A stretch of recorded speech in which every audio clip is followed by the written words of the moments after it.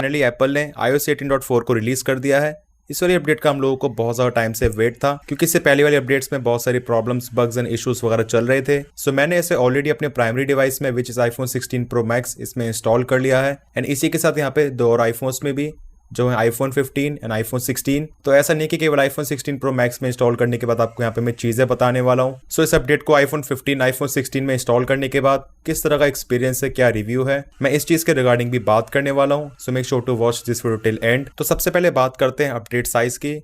As you can see यहाँ पे जो अपडेट का साइज है वो 3.76 GB है। एंड इवन iPhone 15 में भी यहाँ पे जो अपडेट का साइज है वो है 3.49 GB।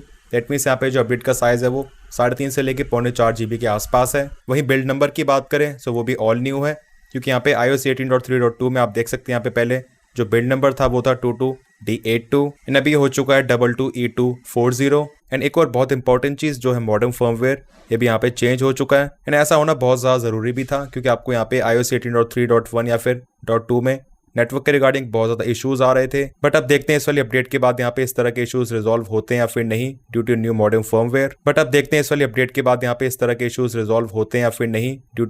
फर्मवेयर। वहीं स्टोरेज की बात करें सो अपडेट करने से पहले iOS 18.3.2 में जो अवेलेबल स्टोरेज है वो थी 108.8 GB। एंड अभी अपडेट करने के बाद यहाँ पे जो स्टोरेज है वो स्लाइटली बढ़ चुकी है 110.55 GB।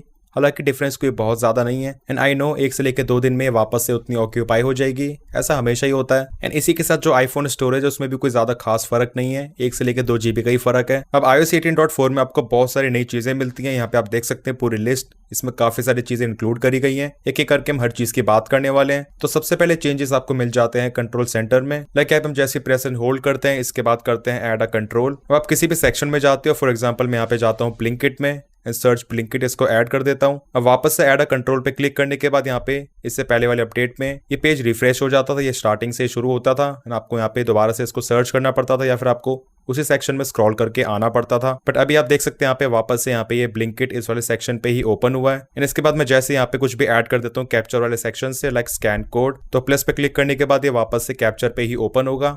ये वाली चीज बहुत ज्यादा अच्छी है। ऐसे पहले बार बार इस वाले पेज पे स्टार्टिंग पे आ जाता था या फिर आप यहाँ पे कुछ भी सर्च करते हो वो सर्च हट जाता था। तो इस वाली चीज को एप्पल ने इंप्रूव करके बहुत ज्यादा अच्छा करा। एंड इसी के साथ आपको यहाँ पे कंट्रोल सेंटर में मिल जाता है ऑल न्यू एम्बिएंट म्यूजिक। सो यहाँ पे बेसिकली मूड के हिसाब से यहाँ पे अपने आप ही म्यूजिक का सिलेक्शन हो जाएगा। इसमें आपको 4 कैटेगरीज मिलती हैं, sleep, chill, productivity and wellbeing. आप सिंपली इनको ऐड कर सकते हो। इनफैक्ट इनको एक्सपेंड करने के बाद आपको यहाँ पे जो इनकी नेमिंग है वो भी प्रॉपर्ली शो हो जाएगी। तो ये बहुत अच्छा फीचर है। आपको यहाँ पे बेसिकली काफी इजीली एक्सेस मिल जाता है म्यूजिक का, डिपेंडिंग अपॉन द मूड। बाकी कुछ और छोटे मोटे चेंजेस भी यहाँ पे करे गए हैं। जो वॉल्यूम स्लाइडर है, इस पे वॉल्यूम को मिनिमम करता हूँ। आप देख सकते हैं यहाँ पे पहले ये ब्लू कलर का ही रहता था, बट अभी यहाँ पे एक सर्टेन लिमिट के बाद ये व्हाइट कलर का हो जाता है, कुछ इस तरीके से। एंड इसी तरह यहाँ पे सेम चीज ब्राइटनेस वाले बार में भी काम करती है। एंड पहले यहाँ पे जस्ट येलो कलर का ही रहता था। फोकस मोड के अंदर एक छोटा सा एरो मिल जाता है जो कि पहले नहीं था। इनका नहीं यहाँ पे शो करता है। इसके अंदर आपको और भी कुछ ऑप्शंस मिल जाएंगे जो कि सिमिलरली आपको मिलते तो पहले भी थे, बट आपको यहाँ पे जो अपसाइड एंड डाउन साइड के जो छोटे छोटे एरोस मिलते हैं, एक छोटा सा एडिशन है। अच्छा, इसी के साथ यहाँ पे जो वाईफाई मोबाइल डेटा के जो आपको बार्स दिखते हैं जिनकी सिग्नल स्ट्रेंथ है वो आपको रियल टाइम में शो होती है। ऐसे यहाँ पे आप देख सकते हैं सेलुलर डेटा की जो सिग्नल स्ट्रेंथ है वो वेरी कर रही है। एज अब यहाँ पे 4 बार थे बट यहाँ पे 3 हो चुके हैं, सो यहाँ पे भी आपको अंदर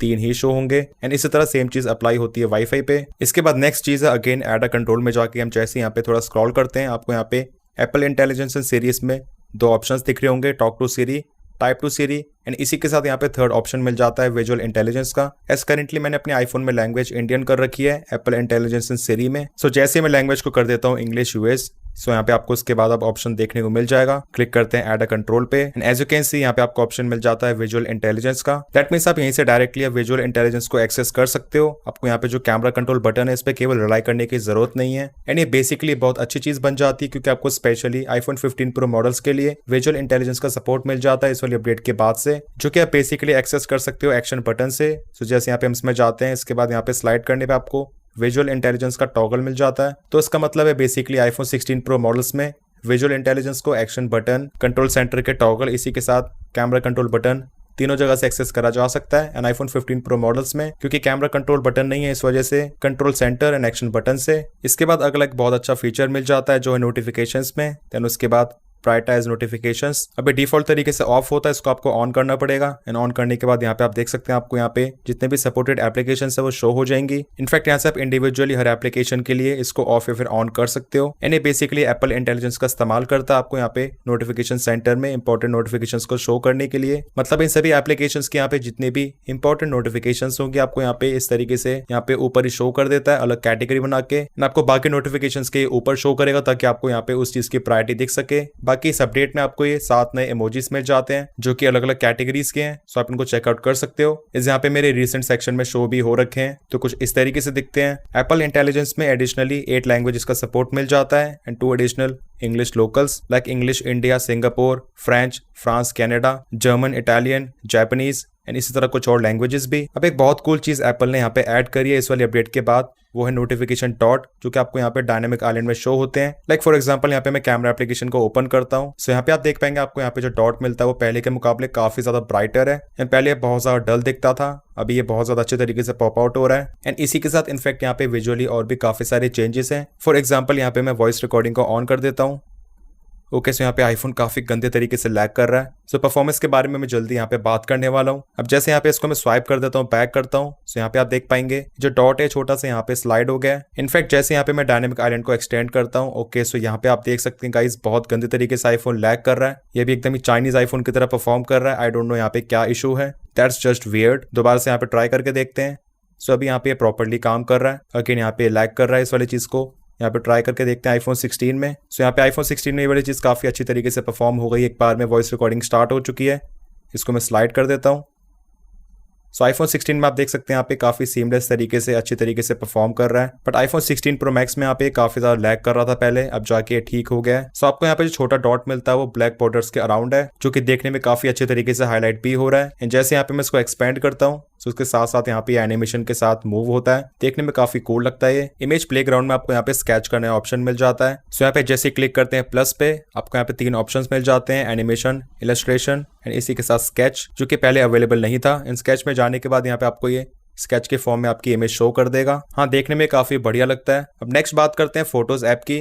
इसमें आपको बेसिकली बहुत सारे अच्छे चेंजेस मिल जाते हैं। सो फोटोज ऐप में जैसे यहाँ पे हम क्लिक करते हैं, इसके बाद आपको यहाँ पे फिल्टर में जाके 2 नए ऑप्शंस मिल जाते हैं, शेयर विद यू एंड इसी के साथ नॉट इन एन एल्बम। तो जो भी फोटोज एंड वीडियोस आपके साथ शेयर करे गए हैं थ्रू iCloud वगैरह, आपको यहीं से शो हो जाएंगे इस फिल्टर के थ्रू। एंड इसी के साथ जो भी फोटोज एंड वीडियोस एल्बम में नहीं है उसको भी आप सिंपली यहीं से ही फिल्टर आउट कर सकते हो। इसी के साथ रिसेंटली डिलीटेड में आपको वन टैप में ही recover all and delete all का ऑप्शन मिल जाता है। जैसे हम क्लिक करते हैं सिलेक्ट पे एंड 3 डॉट्स पे, रिकवर ऑल एंड इसी के साथ डिलीट ऑल भी, जो कि पहले अवेलेबल नहीं था। अब मीडिया टाइप्स एंड यूटिलिटीज में भी आपको यहाँ पे एडिट का ऑप्शन मिल जाता है। तो यहाँ पे जाने के बाद हम इसको एडिट करने के बाद इस तरीके से इसको चेंज कर सकते हैं प्रायोरिटीज के हिसाब से, मीन्स हम यहाँ पे कौन सा पार्ट कहाँ पे रखना है। इन सिमिलरली सेम चीज यहाँ पे हम कर सकते हैं यूटिलिटीज में भी। वही बात करें पिंड कलेक्शंस की, सो यहाँ पे इस पे क्लिक करने के बाद हम जैसे यहाँ पे नीचे एरोस पे क्लिक करते हैं तो अगेन यहाँ पे फिल्टर में जाने के बाद नॉट इन एन एल्बम आपको ये वाला ऑप्शन तो मिल ही जाता है। इसी के साथ यहाँ पे सॉर्ट करने के लिए sort by saved first and sort by saved last, ये 2 नए एडिशनल ऑप्शंस। बाकी फोटोज की अलग से सेटिंग्स में जाने के बाद show recently viewed and shared, इसका एक अलग से टॉगल मिल जाता है, तो इसको आप यहीं से ऑफ या फिर ऑन कर सकते हो। इन्हें बेसिकली अपीयर होता है यूटिलिटीज के अंदर। बाकी एक और चीज एप्पल ने मेंशन करी है,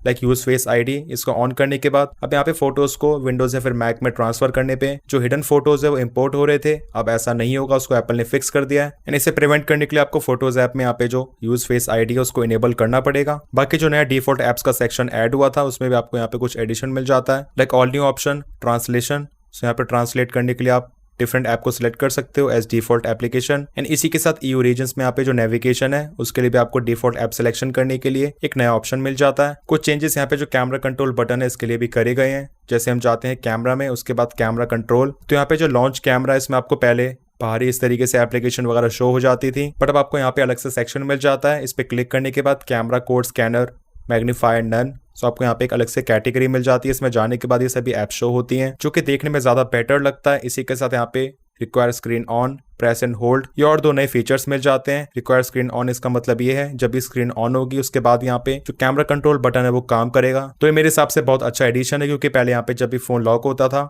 ये एक्सीडेंटली प्रेस होने के बाद कैमरा एप्लीकेशन ओपन हो जाती थी, बट अभी ऐसा नहीं होगा। आप देख सकते हैं यहाँ पे, एंड फोन को अनलॉक करने के बाद यहाँ पे जो कैमरा एप्लीकेशन है वो ओपन होगी। एंड इसके नीचे जो है लॉन्च विजुअल इंटेलिजेंस, इसको आप बेसिकली यहीं से बंद कर सकते हो। सिंपल सा मतलब है, यहाँ पे हम विजुअल इंटेलिजेंस को कुछ इस तरीके से प्रेस एंड होल्ड करके ओपन करते हैं, तो इसको आप सिंपली बंद कर सकते हो। अब यहाँ पे प्रेस एंड होल्ड करके कोई भी एक्टिविटी नहीं होगी। शॉर्टकट एप्स में कुछ एडिशंस मिल जाते हैं, क्लिक करते हैं प्लस पे। सो अभी यहाँ पे मल्टीपल एप्लीकेशंस के लिए यहाँ पे आप सेटिंग्स को चेंज कर सकते हो। एंड पहले केवल यहाँ पे चेंज बैकग्राउंड साउंड यही एक चीज आती थी, लाइक चेंज सफारी सेटिंग्स, इसी के साथ change voice memo settings, like जो ऑडियो क्वालिटी है उसको आप यहाँ पे चेंज कर सकते हो। मैसेजेस ऐप में यहाँ पे इमोजी वाले सेक्शन में जाने के बाद आपको अलग से जेनमोजी लिखा हुआ दिखाई देगा। अबे एक्सेस तो पहले भी हो सकता था, बट आपको यहाँ पे छोटा सा आइकन ही दिखाई देता था काइंड ऑफ इमोजी के फॉर्म में, बट यहाँ पे मेंशन कर रखा है जेनमोजी, तो देखने में बेटर लग रहा है, एक्सेस करना और भी ज्यादा आसान हो गया है। एंड इसी के साथ यहाँ पे जो है जेनमोजी का सपोर्ट है आपको व्हाट्सएप मैसेंजर एप्लीकेशन इन सभी में भी देखने को मिलेगा। सफारी में भी यहाँ पे छोटे मोटे चेंजेस करे गए हैं। यहाँ पे जाने के बाद हम जैसे यहाँ पे सर्च पे क्लिक करते हैं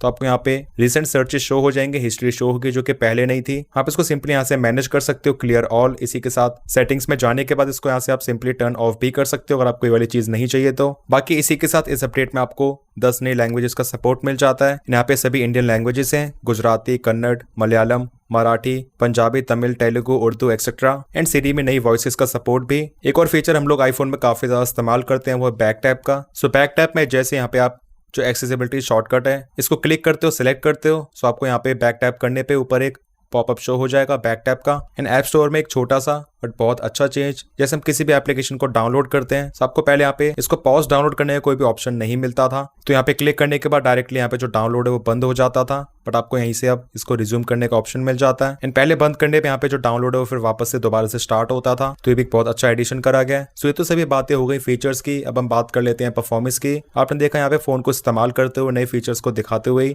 ये फोन कितना ज्यादा लैग कर रहा था, कितने ज्यादा इश्यूज थे इसमें। एंड इसी के साथ यहाँ पे मैंने नोटिस करा यहाँ पे फोन को इस्तेमाल करते हुए सेटिंग्स में इस तरीके से स्क्रॉल वगैरह करते हुए फोन में काफी ज्यादा लैग्स वगैरह विजिबल हो रहे हैं, स्पेशली आईफोन 16 प्रो मैक्स में। आईफोन 16, आईफोन 15 में यहाँ पे इस तरह के कोई भी इश्यूज नहीं है, ये काफी अच्छे तरीके से चल रहे हैं। सबसे पहले बात करते हैं आईफोन 15 की, तो इसकी परफॉर्मेंस बहुत ज्यादा अच्छी है, एकदम ही फ्लूइड परफॉर्मेंस है। यहाँ पे सेटिंग्स में अंदर स्क्रॉल करने के बाद भी आपको कोई भी मेजर यहाँ पे फ्रेम ड्रॉप्स या फिर लैग्स वगैरह दिखाई नहीं देंगे। तो जिन लोगों के पास भी आईफोन 15 है उनको यहाँ पे फोन को अपडेट करने के बाद फोन को इस्तेमाल करने में कोई भी इशू वगैरह नहीं आएगा। वही बात करें बेंचमार्क स्कोर्स की, तो यहाँ पे आप देख सकते हैं जो स्कोर्स है वो भी काफी ज्यादा अच्छे हैं। सिमिलरली मैं बात करता हूँ बाकी सभी आईफोन्स में बेंचमार्क स्कोर्स की। सो आईफोन 15 में यहाँ पे आपको 6586 मल्टी कोर स्कोर मिल रहा है, 2641 सिंगल कोर। एंड वही आईफोन 16 का स्कोर भी आप देख सकते हो, काफी बढ़िया स्कोर है। आईफोन 16 प्रो मैक्स का आईफोन 16 के मुकाबले स्लाइटली बेटर। तो आई वुड से यहाँ पे स्कोर के मामले में ऐसा नहीं कि यहाँ पे जो स्कोर्स है वो पहली बार आए हैं, मतलब यहाँ पे इससे पहले वाली अपडेट में भी आपको इतने या फिर इससे बेटर स्कोर्स ऑलरेडी मिल चुके हैं। बट यहाँ पे मेन चीज आती है एक्चुअल में फोन को इस्तेमाल करने में, फोन का एक्सपीरियंस कैसा है। सो आई वुड से यहाँ पे थोड़े बहुत फ्रेम ड्रॉप्स वगैरह अभी भी विजिबल हैं, ऐसा नहीं कि यहाँ पे चीजें कंप्लीटली एकदम रिजॉल्व हो चुकी हैं। हाँ, स्पेशली यहाँ पे जो वॉइस रिकॉर्डिंग वाला फीचर है इसमें यहाँ पे इस तरीके से डायनामिक आइलैंड को एक्सपेंड करने पे इनिशियली बहुत ज्यादा लैग आ रहे थे, अभी वाली चीज फिक्स हो चुकी है। सो आई थिंक यहाँ पे वो इनिशियल स्टेज पे था, इस वजह से ऐसा था। अब यहाँ पे ये परफेक्टली स्मूथली काम कर रहा है। एंड हीटिंग वगैरह में भी यहाँ पे ऐसा कोई भी ज्यादा डिफरेंस नहीं है। ये सभी फोन्स बेंच मार्किंग में इसी के साथ हैवी यूजेज में पहले जितने हीट हो रहे हैं, तो ओवरऑल परफॉर्मेंस हीटिंग के मामले में पहले वाली अपडेट के कंपैरिजन में ऐसा कोई ज्यादा डिफरेंस नहीं है। वही हम बात करें बैटरी लाइफ की, तो अगेन आई वुड से चीजें काफी हद तक पहले जैसी ही हैं। यहाँ पे अपडेट को इंस्टॉल करने के बाद मुझे बैटरी लाइफ स्लाइटली बेटर लग रही है, ज्यादा स्टेबल लग रही है, बट बहुत ही मिनिमल सा चेंज लग रहा है। तो स्पेशली इस वाले अपडेट को करने से पहले आपके मन में परफॉर्मेंस, बैटरी लाइफ के रिगार्डिंग डाउट्स हैं, आई वुड से चीजें कोई ज्यादा बदलने नहीं वाली हैं। एंड फाइनली बात करते हैं मेन क्वेश्चन की, शुड यू अपडेट। अब देखो यहाँ पे आपको इस वाले अपडेट में जो नए फीचर्स मिलते हैं, स्पेशली आईफोन 16 मॉडल्स के लिए, 15 प्रो के लिए विजुअल इंटेलिजेंस, इसी के साथ पुराने आईफोन्स के लिए भी कुछ नए फीचर्स। अगर वो चाहिए तो आप डेफिनेटली इस वाले अपडेट को इंस्टॉल कर सकते हो, अपने फोन्स को अपडेट कर सकते हो। एंड इसी के साथ अगर आप इससे पुराने वाले वर्जन में कोई भी मेजर बग या फिर प्रॉब्लम को फेस कर रहे हो अपने आईफोन्स में, उस केस में भी आप डेफिनेटली अपडेट कर सकते हो। वही जो पुराने आईफोन्स है, आईफोन 15 या फिर उससे भी पुराने आईफोन्स, उसमें आपको ऐसे कोई बहुत ज्यादा नए फीचर्स मिलते नहीं है। आपका फोन ऑलरेडी बढ़िया चल रहा है, कोई भी इशू वगैरह फेस नहीं कर रहे हो, तो ऐसा कोई जबरदस्ती भी नहीं है फोन को अपडेट करने की। देन आप फर्दर आगे आने वाली और भी ज्यादा अपडेट्स का वेट कर सकते हो। बाकी आई नो बहुत से लोगों ने ऑलरेडी अपडेट कर लिया होगा, आपका कैसा एक्सपीरियंस है मुझे कमेंट सेक्शंस में जरूर बताना। वीडियो पसंद आए, इन्फॉर्मेटिव लगा तो make sure to like this video and channel पर new, so make sure to subscribe this channel along with bell icon. कोई भी डाउट्स है फिर क्वेरीज हैं, you can ask in the comment sections. मिलते हैं मेरे नेक्स्ट इन्फॉर्मेटिव वीडियोस में। Till then take care.